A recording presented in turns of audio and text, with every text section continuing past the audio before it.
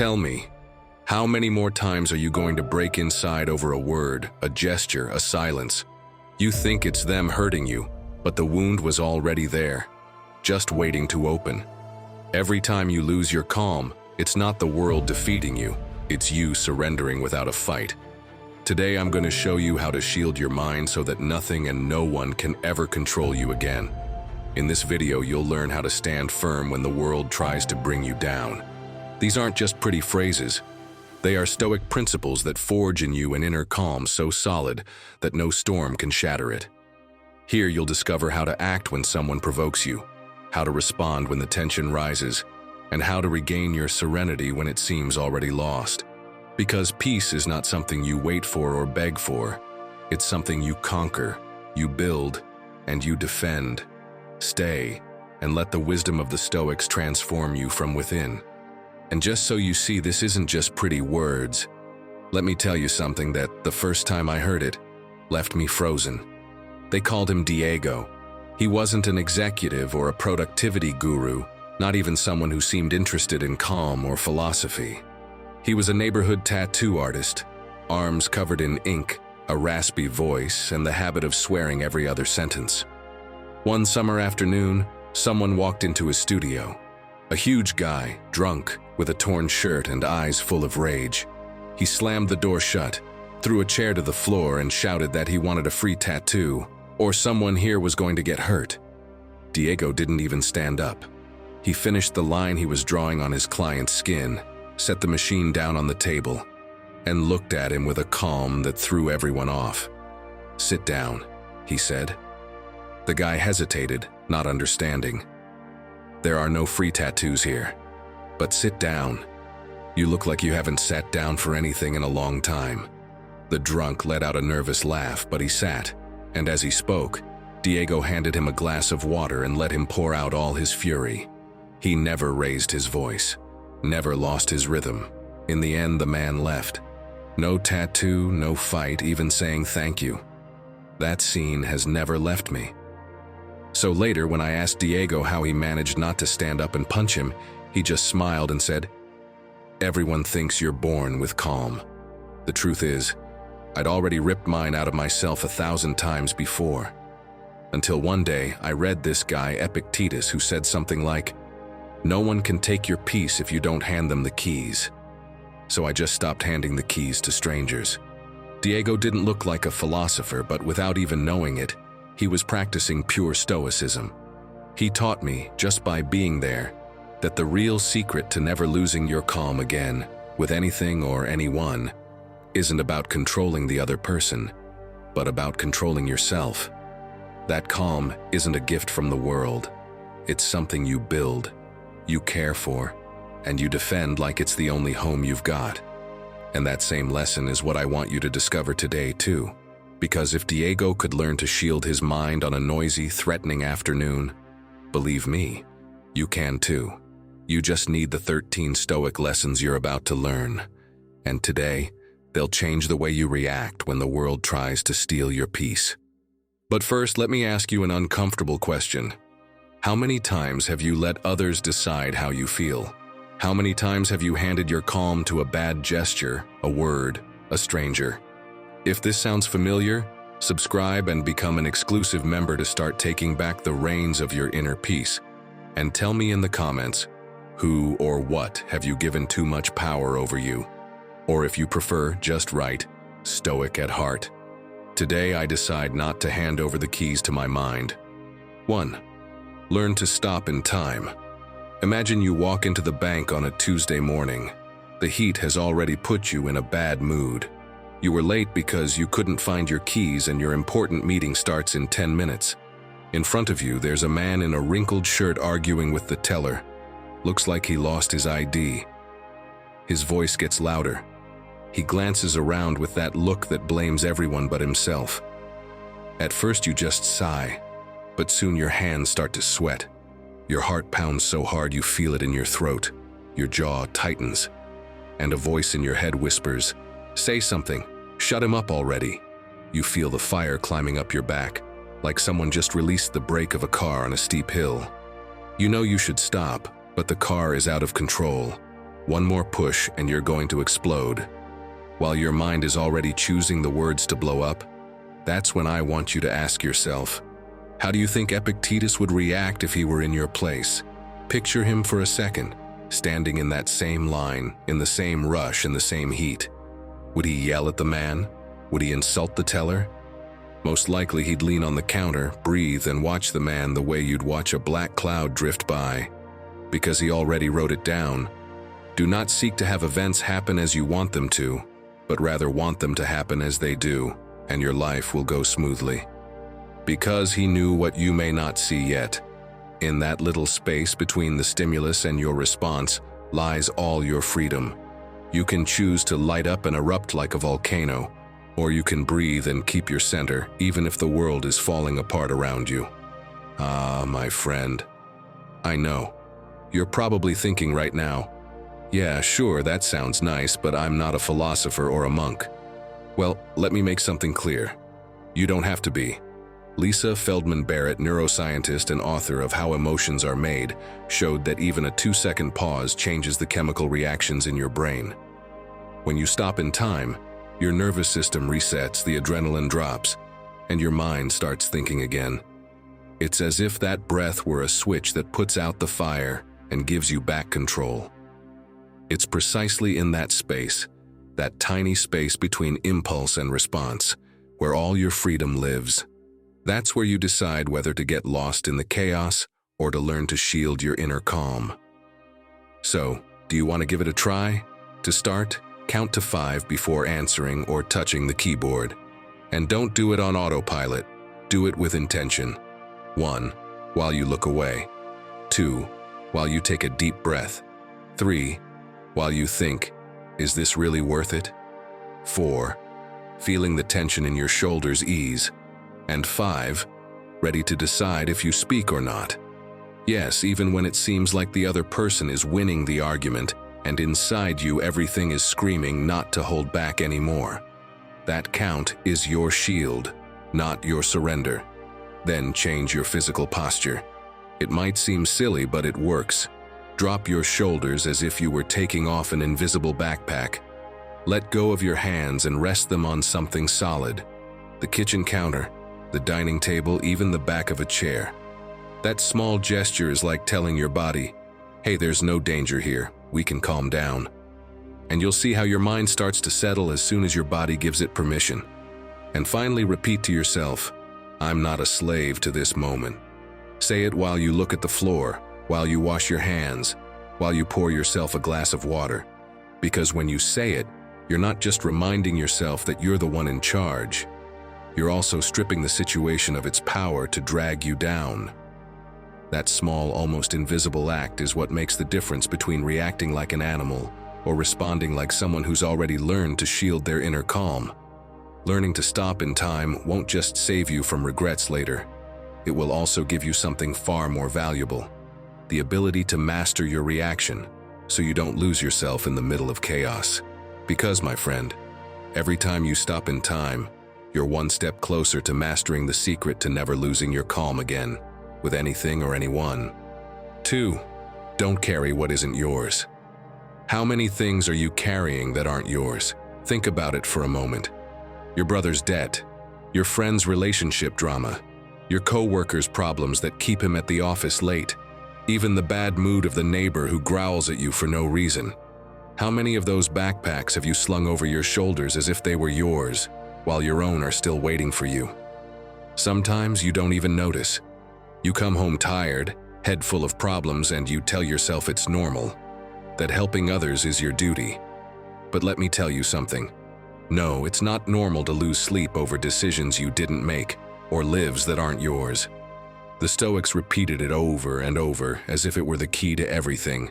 There are things that depend on you and things that don't. What you think, what you do, how you respond, that's yours.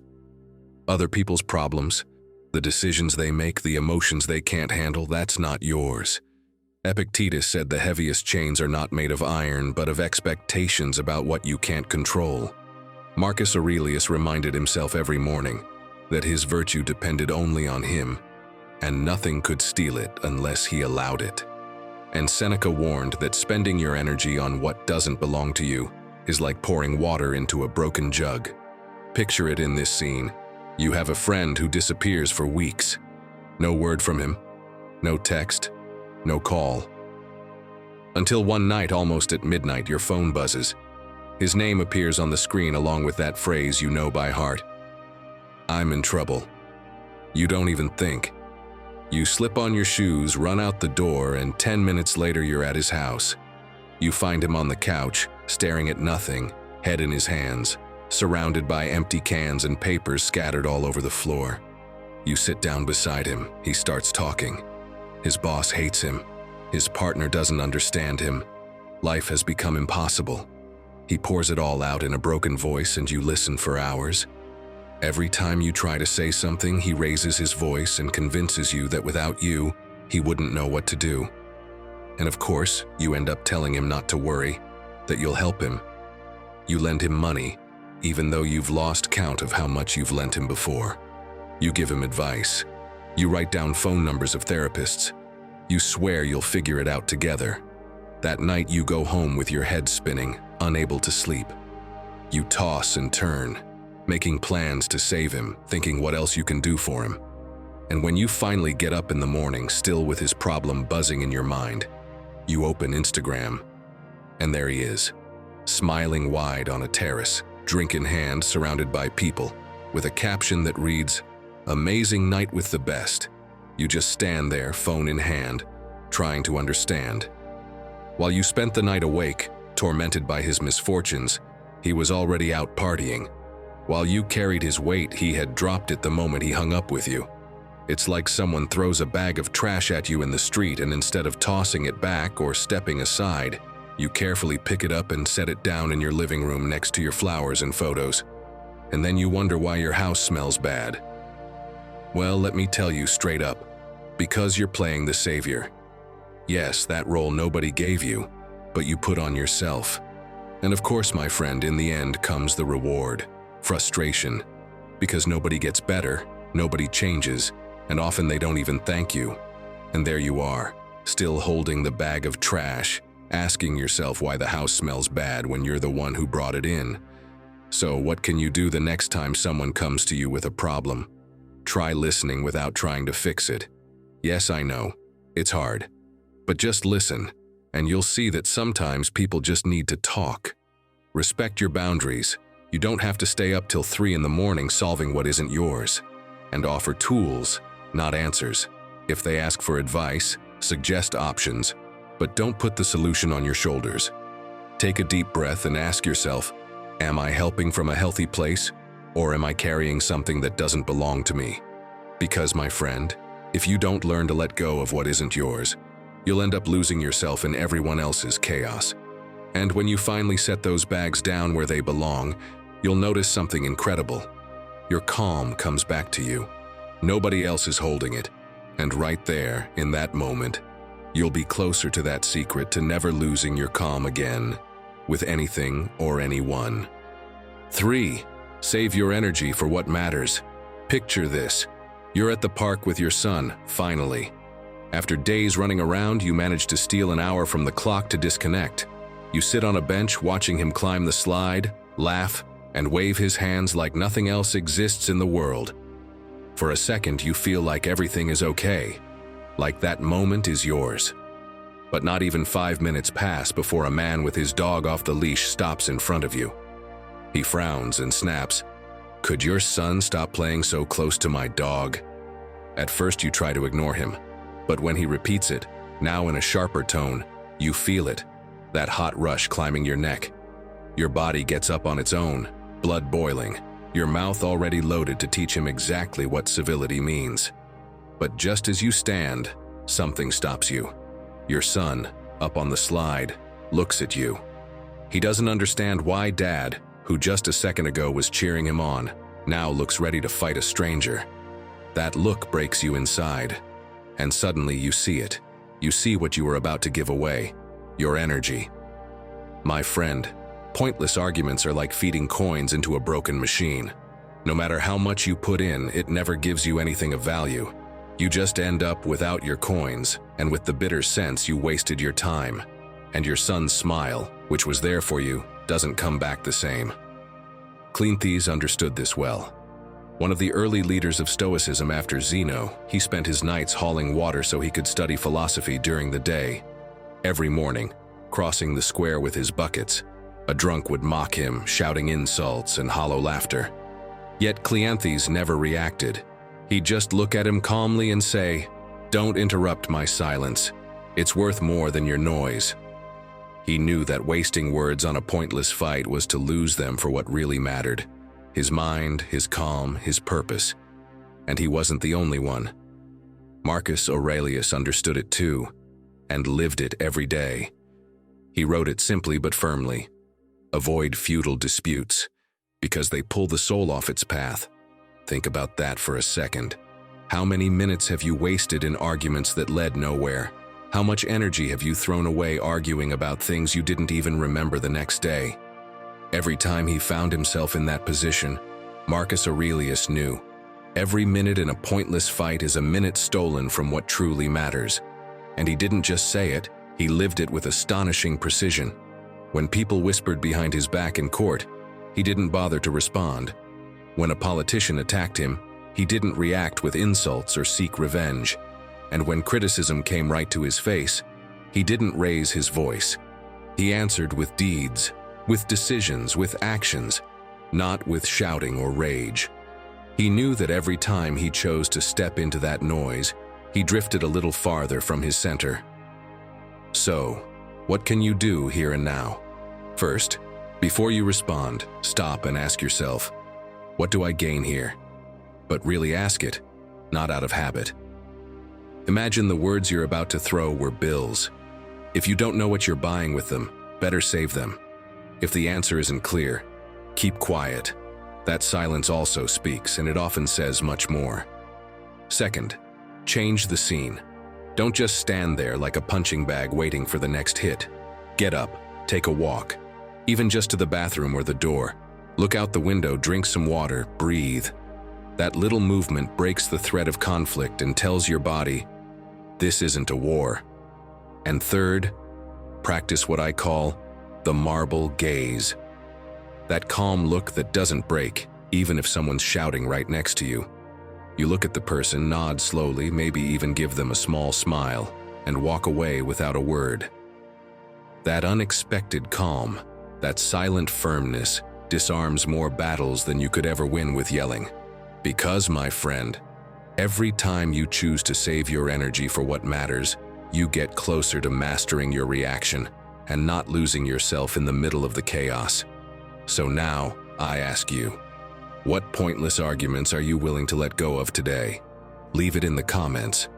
And if you'd rather sum it up in one phrase, write, I save my energy for what matters. 4. Change the story you tell yourself. Have you noticed how two people can live through the same situation and walk away with completely opposite memories? That's not magic. It's the inner script each one chooses. And no one understood this better than Eddie Hillesum. In the 1940s in Amsterdam, a young Jewish woman named Eddie Hillesum was waiting her turn to be sent to a concentration camp. She sat on a wooden bench, back straight and hands clasped, while the morning cold seeped into her bones. Around her, the shuffle of boots on stone and the cries of other prisoners filled the air like a sad chorus. Some cursed quietly. Others kept asking why this was happening to them. Eddie, on the other hand, pulled a small notebook from her coat and began to write. People stared at her, surprised. What could she possibly be writing at a moment like that? She lifted her eyes for a moment, smiled with a sweetness that made no sense in the situation, and kept writing. On one of those pages, she left a line that still echoes today. They cannot take hold of my mind. I decide whether there is peace or chaos inside here. And that was the key. While everyone around her repeated the same story to themselves. We're victims, this is unfair, there's no way out. Eddie chose a different one. She rewrote the script she was telling herself. Instead of seeing only mud, she decided there was still a garden inside her. Instead of asking, why me, she asked, what can I do with what I have today? On that freezing bench between screams and tears, Eddie didn't let fear write her story. She snatched it back and wrote one that gave her calm. Because, my friend, the mind is like a film director with too many bad movies lying around. If you don't choose your script wisely, you end up starring in a drama you don't deserve. And you don't need to be in a concentration camp to understand this. Let me give you a more familiar scene. Your friend posts pictures on Instagram of a dinner you weren't invited to. You see them and suddenly feel a heat in your chest, like something piercing you. You think, of course. They left me out on purpose. They must not stand me. And you start going over every conversation, every gesture, searching for proof they excluded you on purpose. That night, while they laugh in the picture, you toss and turn in bed, imagining dialogues that never happened. But what if it was just a work dinner or something spontaneous? While you silently nurse your resentment, clenching your jaw and losing sleep, they're out laughing, never having thought of you that way at all. And there it is. You lost your calm over a movie you chose to play in your head. And right here is where you need to learn from what Seneca used to say. He explained it plainly. Suffering comes more from the opinions we form than from the situations we live. Because what makes you lose your calm isn't the picture or the dinner or your friends. It's the story your mind started writing the moment you saw the screen. You are not what was done to you. You are the version of the story you decide to believe. And that story, you choose it every time.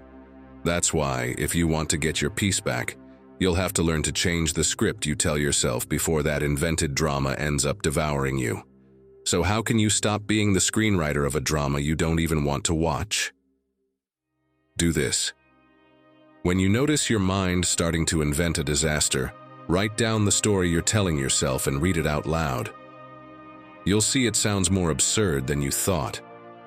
Then rewrite that story as if you were telling it to a friend. A real friend, the kind who helps you see things as they are, not as you imagine them. Ask yourself, what would he say if I told him this? And finally, practice telling yourself in a low voice, I don't know that yet. Because leaving space for doubt is also a kind of calm. You can even make it fun. Next time you think everyone is against you because they didn't reply to your message, write it on a note and give it a movie title. The Conspiracy Against Me, Part 2. Then read it out loud. You'll laugh at how ridiculous it sounds once it's out of your head. Because every time you choose a calmer version of events, you train yourself to see the world as it is, not as your fear paints it. And in that moment, you start shielding your mind so that nothing and no one can ever write your story for you. So, my friend, every time you change the story you tell yourself, you become the author of your piece and take another step toward the secret of never losing your calm again, with anything or anyone. 5. Stop expecting so much from others. My friend, expecting others to react the way you would is like putting a coin into a broken vending machine, staring at the slot, and convincing yourself the snack will drop sooner or later. And there you stay, pressing the button, shaking the machine, getting angry, without realizing the machine was never working. And I'm sure it's happened to you. Imagine you've spent days preparing a dinner for your friends. You carefully chose the menu, cleaned the house like a minister was coming, folded the napkins just so, lit candles, even made a playlist for the atmosphere. Of course, they show up. One arrives late without even apologizing, sniffing the food and saying, "Oh, smells good." Another comes empty-handed, though he'd promised to bring the wine, and just mutters, "I forgot." The last one spends the whole night staring at his phone, barely looking up to say a few words. You smile, pretend it's fine, but when they leave, you're left alone, washing dishes with cold hands, asking yourself why you even bothered. And then you feel it. It hurts because you expected them to respond the way you would. Ah, my friend, this is where the chaos begins, because no one is obligated to match your standards or understand your sacrifices. That expectation you carry is the coin you keep feeding into the broken machine. Cato the Younger already knew this. He was a symbol of Stoic integrity, defending Rome and its principles even when everyone around him had surrendered to corruption. He knew he couldn't expect others to have his strength, so he acted out of conviction, not for applause. He didn't waste his energy waiting for gratitude. He kept it for himself. Marcus Aurelius put it simply and bluntly: expect people to act according to their nature, not your will. Because everyone gives what they can, from their own level of clarity, fear, or confusion. Expecting more is like yelling at the wind to change direction. And listen, this is something psychotherapist Terry Cole explains with a metaphor that's pure gold. She says when you have expectations of others, it's like directing a movie in your head. You write the script, pick the actors, set the stage, rehearse every line, but you never gave the script to them. So they come on stage, improvise, say whatever they want, skip your lines, and you're outraged they didn't follow the plan. But how could they know? Are they mind readers? It's time you accept something. Your expectations are not agreements. No, not even if you repeat them 100 times in your head. Nobody signed anything. If you don't say them out loud, if they're not clear and agreed on, it's like putting a letter in an envelope and never mailing it. Then you get angry because nobody read it. Isn't that absurd? And yet, that's how so many of us live. So, my friend, to stop losing your calm over what others don't do, start training this. First, grab a sheet of paper and write down exactly what you expect from that person. Yes, in detail. Do you want them to always call you first, to thank you on their knees? Read it out loud, then ruthlessly cross out everything that doesn't depend on a real agreement between you. Out, because no one owes you an Oscar for acting in your movie if they never showed up to the casting. Next, try self-affirmation, like Terry suggests. They didn't thank you? They didn't even notice? Well, you did, so thank yourself. Yes, out loud if you need to. Well done. You did what you wanted to do, and that's enough. You can even give yourself a round of applause if you feel like it. After all, who better than you to recognize your own effort? And finally, practice redirection. When you feel that disappointment creeping in, don't sit there feeding it. Ask yourself, is this really personal or just human? Because, spoiler, it's almost always the second one. And in that moment, you return to yourself, to your calm, and let everyone else improvise their own movie while you keep writing yours. Now tell me in the comments, what expectation are you ready to let go of today so you don't get lost in the chaos? Or if you'd rather, simply write, I am the owner of my calm, because that, my friend, says it all. 6. Control your body. Command your mind. Has it ever happened to you that your body seems to betray you just when you need calm the most? You tell yourself inside, it's fine, stay calm, but your hands shake, your voice cracks, and your legs feel like jelly, as if your mind and your body were speaking different languages. Picture this. You're asked to give a speech at your best friend's wedding. Everyone's watching you, phones flashing, silence heavy with expectation. Your stomach churns like there's an army marching inside it. Your hands are sweating so much you can barely hold the paper, and your throat feels locked shut. You keep saying, stay calm, but nothing happens. Until you consciously drop your shoulders, open your hands, let your breath out slowly, and something shifts. Little by little, you feel your body start to listen, like you've finally taken the wheel again. Your body, my friend, is like a big, clumsy dog. If you don't put a leash on it from the start, it'll drag you down the street. And it's not the dog's fault. It's designed to react as if a lion were chasing you. That's just how it works. Your heart races, pupils widen, muscles tense to run, even when you're just standing in front of a microphone or dealing with a rude waiter. And don't tell me this only works on calm days, because even in the most extreme situations, there are people who've managed to tame their bodies and not let themselves be dragged around. If you don't believe me, listen to what Ginny Thrasher did. At just 19, at the Rio Olympics, thousands of eyes on her, cameras flashing, a silence that weighed a ton and a gold medal on the line. Her body, of course, did what all bodies do. It trembled, it sweated, it screamed inside for her to run. But she did something that made all the difference. She closed her eyes for a moment, felt the rifle stock pressed into her shoulder, breathed slowly, even slower, and began to talk to her own body. There is no lion here. There is no lion. Every inhale was a reminder, every exhale a message to calm that clumsy dog that wanted to drag her off the range. And so, with her stomach in knots and her legs heavy as lead, she chose to stay. She chose to take control. When the shot rang out and the target split dead center, she knew she'd won gold. And when they later asked how she did it at such a young age, she didn't hesitate. It wasn't about talent, but about learning to calm my breathing when my whole body wanted to run. That, my friend, isn't luck or a miracle. That's training, practice, and it's something you can do too, because she didn't try to stop her body from feeling fear. She didn't try to numb the sensations.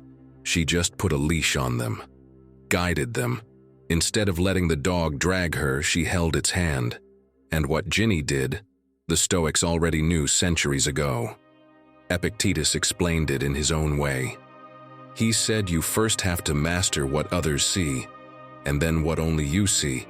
Because when you manage to keep your body from betraying the chaos, your mind begins to follow suit.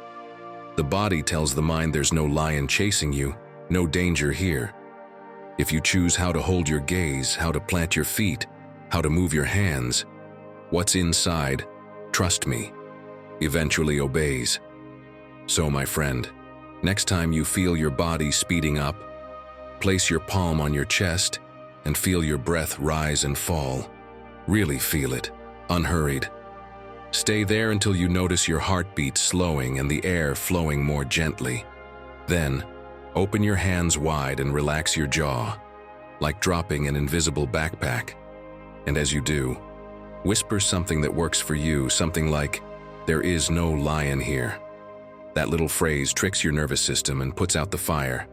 And if you want to seal it, move a little. Stretch as if you're alone, even if you're in a crowded room. A subtle stretch, arms, neck, shoulders, is enough for your brain to understand. We're safe. No need to run. Now tell me in the comments, when was the last time your body went wild on you? And if you'd rather sum it up in one phrase, write, "I guide my body." Because from today on, no lion can beat you. 7. Leave the place where you can't grow. Have you ever felt like a place just shrinks you? That no matter how hard you try, no matter how much you smile or work, something in that environment snuffs you out inside? Picture it.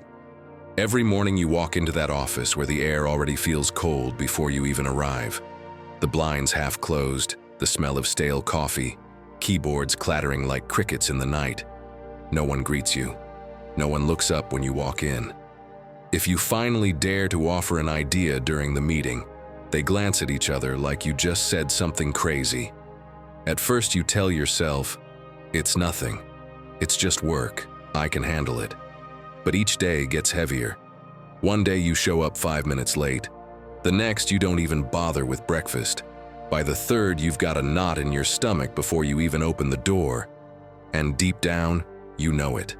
This isn't your place.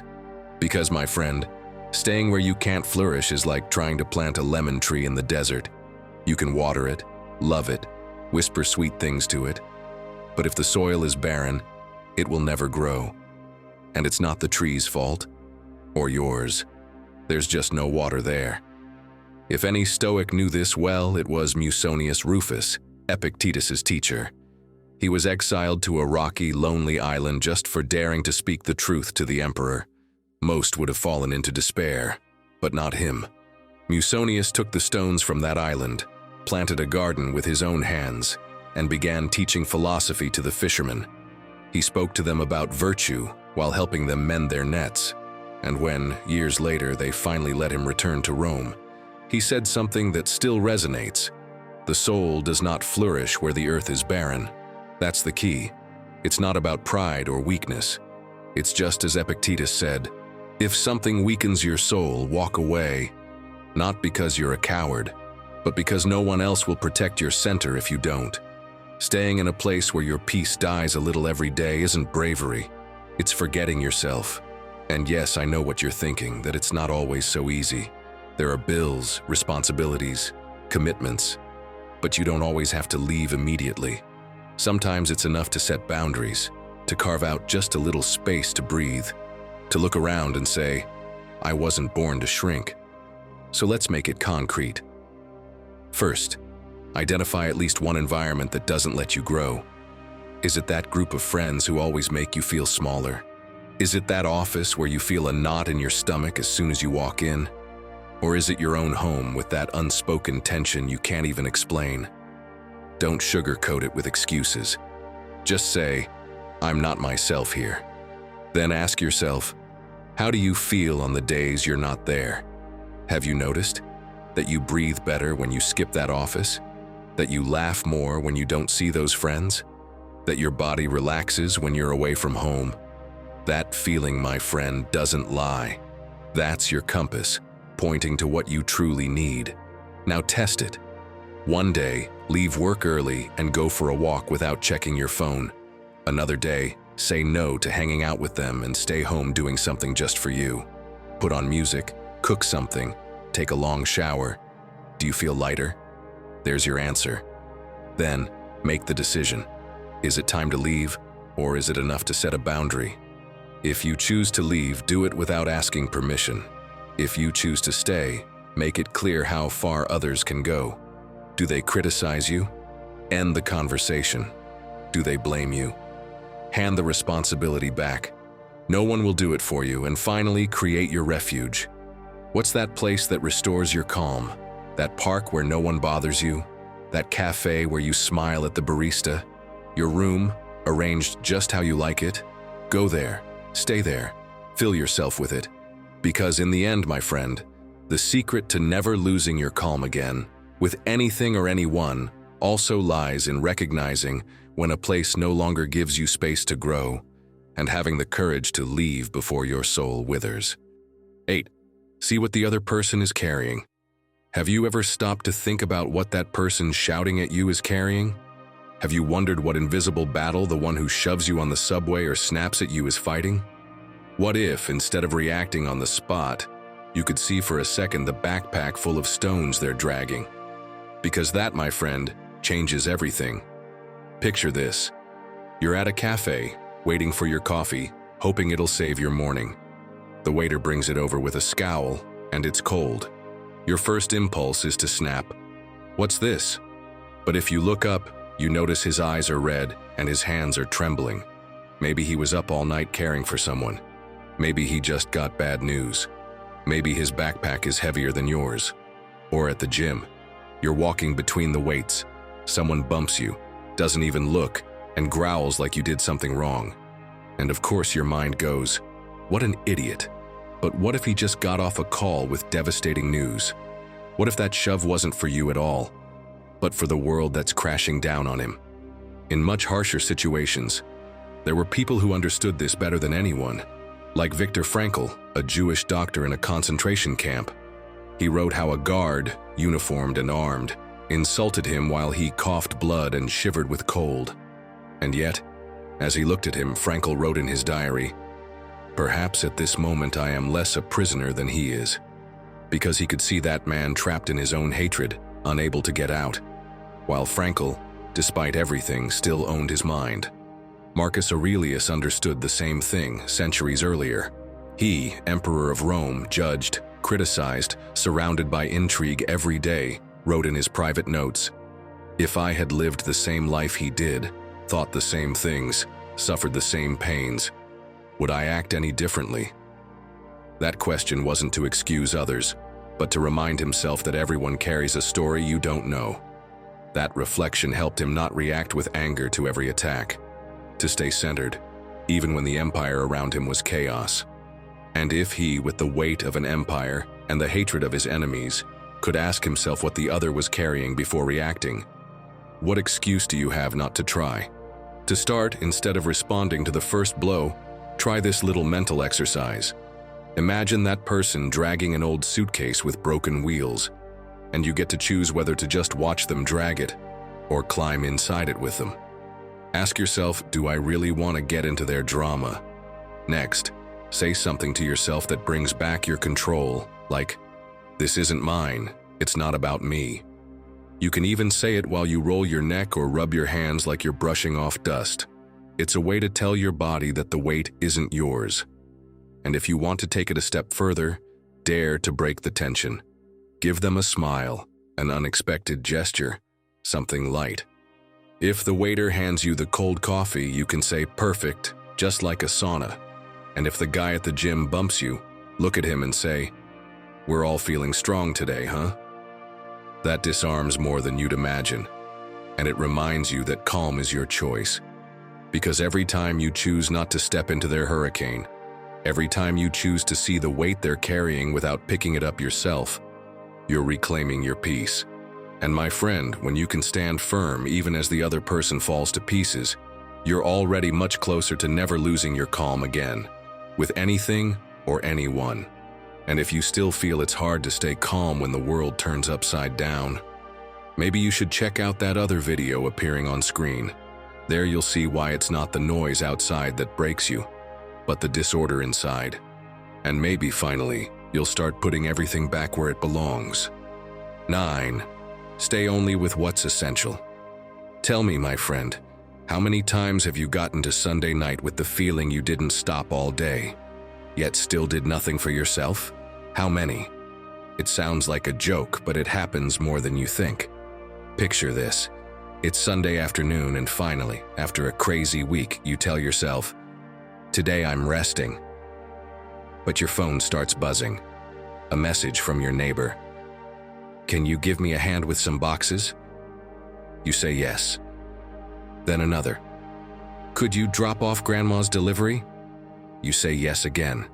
And in between, you answer every WhatsApp message, agree to help your neighbor move the couch, pick up a package for your brother, and even agree to just quickly go over some accounts. By the time you look up, it's already night. You're still in sweats with your keys dangling from your hand, and you didn't even give yourself half an hour. That's when it hits you. You can't shield your calm if you don't know how to tell the difference between what's important and what's essential. What's essential is not everyone else's urgency. What's essential is you. Your day, my friend, is like a closet stuffed with junk. You shove the door closed with all your strength, but the moment you let go, an avalanche of things you don't even own comes crashing down on you. And listen, this isn't just my opinion. Greg McKeown, author of Essentialism, tells a great story about it. He says that when he started saying no to unnecessary requests, people looked at him like he was crazy at first. But Greg, what does it cost you? It's just a moment. Until one day, after helping everyone but himself, he collapsed in a hospital from exhaustion. That's when he realized that not doing the unnecessary isn't laziness, it's strategy, because no one else is going to defend your peace for you. And this teaching isn't new. Musonius Rufus, one of the great Stoics, understood it centuries earlier. In his later years, he chose to retreat to the countryside with just what he needed. He grew his own food, taught outdoors, and when someone asked why he lived so simply, he answered, "What's essential never weighs you down." While others competed for more, he slept soundly, knowing his calm depended on nothing superfluous. Seneca made it just as clear. Happiness is focusing on what matters, because if you don't choose your priorities, the world will choose them for you. And believe me, the world has no intention of making you happy. So what can you do to avoid drowning in that avalanche? Picture yourself on that Sunday, you're home, finally alone, and this time you decide not to give your peace away. Before the night falls, you sit down with a piece of paper and a pen and write down everything you did today. You'll see the list looks endless. Now underline just 3 things that really mattered. 3. Maybe it was cooking calmly, calling your mom, or reading a few pages of that book you'd forgotten about. That little review already shows you what's worth it tomorrow and what isn't. Next, pick one of those moments when you always say yes without thinking. For example, your neighbor knocks asking for help moving a piece of furniture while you've just finished dinner. This time, breathe, look at him kindly and say, "No, I'm sorry, I can't." That's it. No excuses. If he insists, smile and add, "Really, I can't." And now, What can you do with your time? Easy. Give yourself a whole hour before the day ends, but really give it to yourself. Put your phone on silent, close the door, and decide what to do just because you feel like it. What do you enjoy? It could be lying on the couch, wandering outside with no destination, or even just staring at the ceiling. The important thing is that nobody else sets that hour for you, and if someone pokes their head in and says with a reproachful tone, "But it's just a little favor," that's your moment to shine. Look at them, smile, and reply, "Yes, and I'm just one person, not an army." Because, my friend, defending your calm sometimes takes a little humor too. Because every time you choose to stay only with what's essential, you're telling the world, "I'm in charge here. My calm is not up for negotiation." Now tell me in the comments, what's the first thing you're going to toss out of that cluttered closet? Or if you'd rather sum it up with, "I choose what's essential." Because truly, that's where real peace begins, when you choose to own your time instead of being a slave to the chaos. 10. Learn to let go in time. They say that in Japan, the monks of Aihaiji Temple began every morning with the same task, sweeping the dry leaves from the garden. It didn't matter if the wind blew hard and new leaves fell as they worked. They did it in silence one after another, until not a leaf was left in sight. One day, one of the youngest monks, exhausted and frustrated, stopped halfway through his task, dropped the broom, and asked the master, "What's the point? Tomorrow it'll just look the same. Even now more leaves are falling. Why bother cleaning?" The master, unfazed, smiled at him and said, "Because someone who doesn't know when to put down the broom also doesn't know when to put down his sorrow. Today the garden is clean. Tomorrow will be another story." And there it is, the lesson so many forget. That monk, just like you, believed calm would come when no more leaves fell, that he'd finally rest when everything was perfect and finished for good. But my friend, that day never comes. The leaves will always fall. But this isn't really about leaves or brooms. It's about you, about everything you keep sweeping, carrying, clinging to, even though it no longer serves any purpose. Do you see it? You're still holding on to what no longer belongs to you.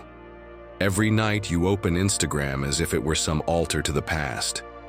You scroll through your ex's pictures over and over, looking for signs, answers, something to bring you peace. You wonder why they blocked you, who they're with, what they did after. And you do it with your heart clenched, eyes burning, mind spinning until 3 in the morning.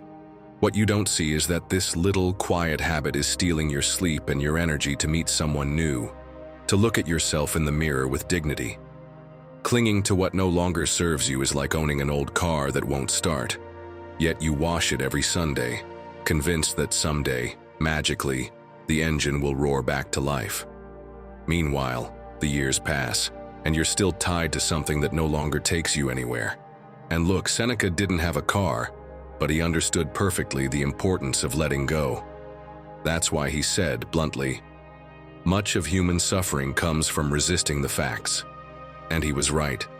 You don't suffer because of what happened. You suffer because you won't accept that it already happened. Because you won't accept that the other person chose to leave, that chapter closed, that the leaves will fall again tomorrow no matter how hard you sweep today. That's what keeps you chained. Not what was, but your insistence on holding it. But my friend, it's time you learn to let go, to take back the only thing that matters, your peace. Here's a good challenge for you. Today, identify that rope you're still gripping even though it's cutting into your hands. Don't play dumb, you know what it is. Maybe it's that resentment you've carried for years toward your father, or that silly fight with your brother that nobody's willing to close, or that relationship that neither ends nor begins but still keeps you tied. Write it down on paper clearly, like you're naming a monster. And this isn't about pretending it doesn't hurt or hiding it. No, because that's like sweeping the trash under the rug. Sooner or later it stinks and trips you up. So be honest with yourself. Say it out loud if you have to. Yes, this hurt me. Yes, it's still hard, but it doesn't define me. And today, I start letting it go. Then accept it. There are things you can't change. And time, my friend, is your ally, not your enemy. The Stoics knew this well. That's why Marcus Aurelius said that time smooths even the hardest stones. Give your emotions some space, but don't hand them the keys to your house. And if it helps, add a little humor.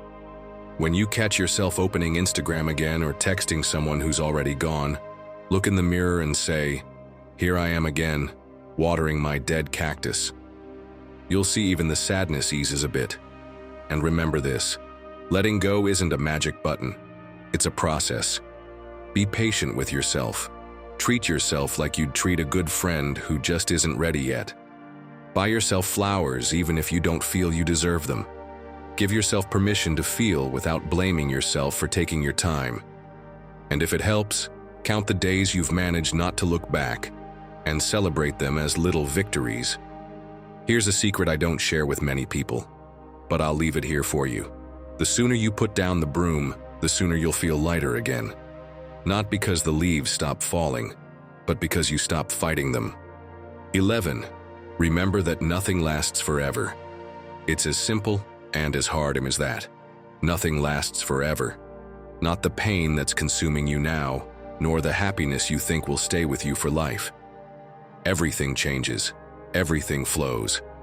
And the sooner you accept it, the sooner you can regain your calm even when chaos surrounds you. Think about this. Today it feels like this suffering will never end. That this breakup, this debt, this loss will crush you forever. But do you remember other times you thought the same? Where is that pain now? Where did those sleepless nights go? Everything moved, my friend. Everything dissolved. So you don't forget. Let me remind you of a scene from a movie that always stuck with me. In the curious case of Benjamin Button, Benjamin, who's born old and grows younger, writes a letter to his daughter before disappearing for good. He knows better than anyone that life changes, that nothing stays the same because he lived it backwards. And in that letter he says, "Nothing lasts forever, so while you're here, make it count. Live without fear, because nothing is permanent." That line isn't just poetry, my friend. He writes it after losing the people he loved, after watching his own body and time slip through his hands. It's a compass for when you lose your way, a reminder that, even when everything seems dark, the river keeps flowing and nothing, not even the pain you feel today, can stand still forever. And you don't need a movie to believe it. There are real stories even more powerful, like that of the philosopher Heracles. He spent years locked in a cold, dark prison surrounded by screams and despair. When a new prisoner arrived, trembling with fear, Heracles would smile and say, "Time stops for neither pain nor joy. It flows just the same." And over time, each of those men came to understand that even the worst suffering dissolves. Marcus Aurelius wrote the same in his notes when his empire was crumbling and betrayals surrounded him. Time is like a river that sweeps away everything that happens. Nothing remains. He knew. If you endure with patience, everything transforms. Even the deepest wounds become scars. Now tell me, do you want to learn to see the world like Marcus Aurelius? Because he didn't have superpowers, just patience and trust that nothing is eternal. So here's a little challenge so you can see it for yourself. First, when something overwhelms you and you feel you can't take it anymore, grab an hourglass or set a timer and watch it. Listen to the seconds fall one after another. No one can stop that sound. And that's good, because it means this too is moving. Next, mark a date on your calendar in the future, whatever you choose. It can be a month from now or a year, right there. By this day, it won't matter anymore. And every time you feel trapped, remember it. Look at it and think, that's where I'm heading. And finally, say to yourself, shamelessly even if you don't quite believe it yet, this too shall pass. Say it while you wash the dishes, while you walk home, while you try to fall asleep. Every time you say it, you're reminding your mind that the river flows, and so do you. My friend, here's a secret few people like to hear. Neither the good nor the bad stays forever. And when you finally understand that, You stop clinging to the past and fearing the future. Then you discover that your calm no longer depends on what happens outside, because you know everything changes. And right there, you begin to master your reaction and shield your peace so you don't lose yourself in the middle of the chaos. 12. Watch how you speak to yourself. My friend, let me tell you something personal, something that happened to me not long ago. During a talk about philosophy, I got nervous and, with full confidence, said, "Today we're going to talk about a Stoic philosophy." Yes, a Stoic, just like that. The room burst into laughter. I kept going as if nothing had happened, but that night at home, I repeated it to myself 100 times. What an idiot. How embarrassing. And it didn't just stop that night. For a couple of days, I couldn't sleep well. Everything irritated me. Every little thing set me off, and I couldn't even look at myself in the mirror without hearing that voice, failure. I was climbing the walls, until a friend, tired of seeing me so unbearable, asked what was wrong. I told him, full of shame, expecting him to laugh too. But he just looked at me and said, "If you spoke to a friend like that, you wouldn't have any friends. So why do you do it to yourself?" And that's when it hit me. My worst enemy wasn't in that room, or in the laughter of others, or even in that wrong word. My worst enemy was me, in my own head, with that voice that wouldn't leave me alone. Ah, my friend, your mind is like a radio host. If it's always tuned to insults, don't expect it to give you peace.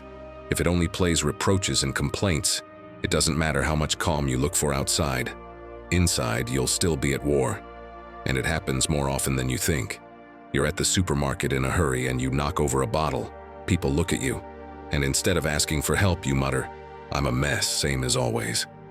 Without even noticing how those little, quiet words drag you down more than the accident itself. Or at the office, you send an email with the wrong attachment, a silly mistake. But you spend the whole afternoon, that even while eating, repeating to yourself, "I'm the worst, useless," as if you were the first person in history to make a mistake. Meanwhile, nobody else is thinking about it anymore, only you. What do you think Epictetus would have done in your place? Do you think he talked to himself the way you do? No, of course not.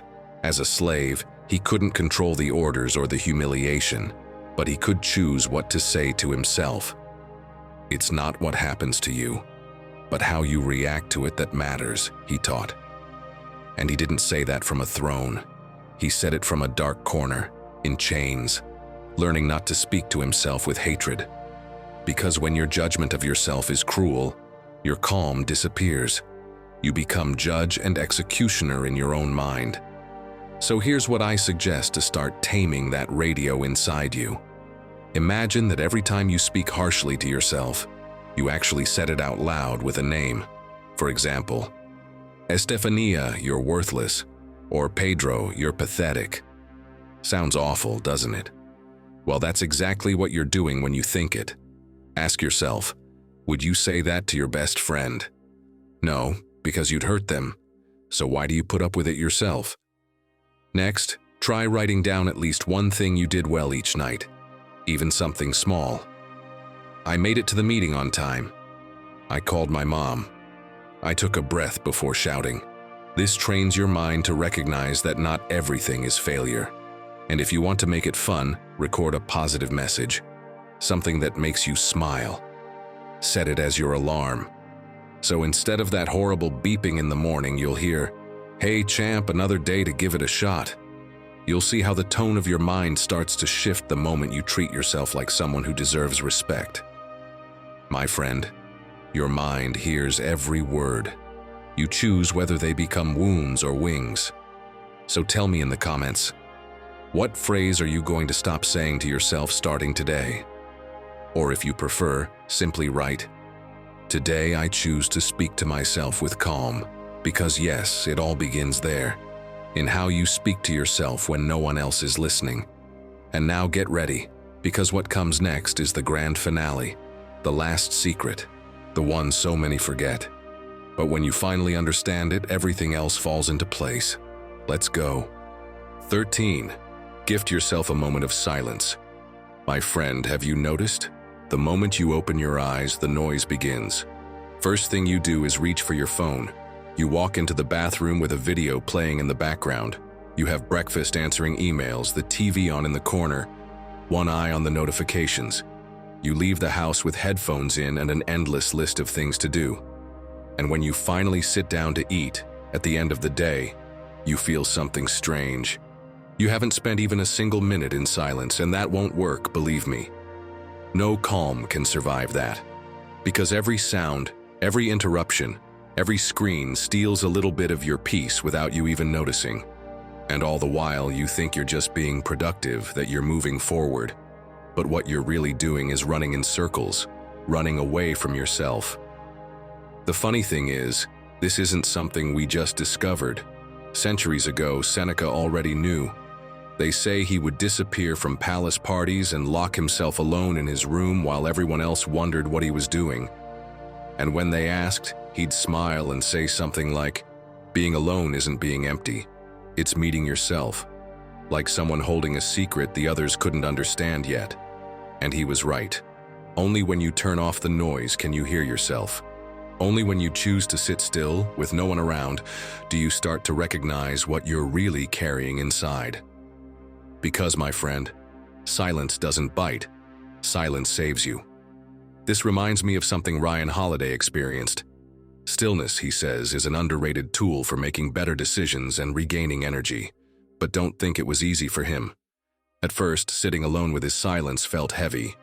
He'd sit down to write without music, and after 5 minutes he was fidgety, itching for a distraction. He'd walk without headphones and feel like he was missing something, like the silence was too much to bear. At first, it gave him anxiety, because he wasn't used to it, just like maybe you aren't either. But over time, day by day, that silence stopped feeling uncomfortable. It became his refuge, his secret weapon to keep from being dragged away by the noise of the world. So let's take it slow, because I get it. At first it feels strange, like something's missing. But nothing's missing. You just have too much noise. Here are 3 challenges Ryan suggests that you can start today. First, try having breakfast one morning without TV, without radio, without your phone. Just you, the table, and your thoughts. At first your hands will twitch, wanting to grab the phone. Don't give in. Stay there. Watch the coffee, the bread, the silence. You'll notice that at first your mind protests and then it thanks you. Next, cultivate gratitude. Sounds corny, but it works. Every night before bed, write down 3 things you're grateful for from the day. 3. They don't have to be big. That your rice turned out well, that you saw a sunset, that someone smiled at you. It teaches your mind to focus on what's good instead of chasing ghosts. And finally, find a moment to connect with nature. Go, even if it's just to the nearest park. Sit on a bench, look at the trees, listen to the wind, feel the sun. Ryan says nature is the best teacher of stillness because it reminds you that you don't have to move at the world's frantic pace to exist. At first, I warn you, you'll feel clumsy, uncomfortable, like you're doing it wrong. But no, my friend. In reality, you'll be doing the only thing so many forget, tending to your calm from the inside, without depending on anything or anyone. Because every minute you choose to stay in silence, every moment you set the phone aside, is another brick in the wall that protects your peace. And before you know it, you'll realize you've mastered your reaction, and you no longer get lost in the noise of the world. Shielding your calm and mastering your reactions. That's the true art of living. Every day tests you with gestures, words, and silences that try to steal your peace. But it's not about controlling the world. It's about learning to stand firm within yourself, no matter what happens outside. Because real strength isn't about shouting louder. It's about keeping your serenity even when everything around you is chaos. If you've made it this far, write in the comments, "I am the owner of my calm." That way, I'll know who the true Stoic warriors are, the ones who made it all the way to the end. Don't forget to subscribe and hit the like button so you don't miss what's coming next. Also, check the description box. We've left some resources there to help you dive deeper into Stoic teachings. Our goal is to bring you as much value as possible. And if at any point you feel like supporting us so we can keep creating this kind of content, you'll find how to do that in the pinned comment. Now, I invite you to explore the playlist on screen. It's designed to help you face life with greater wisdom and confidence. Click it, and let's keep growing together. Until the next talk, take care and keep embracing your inner Stoic.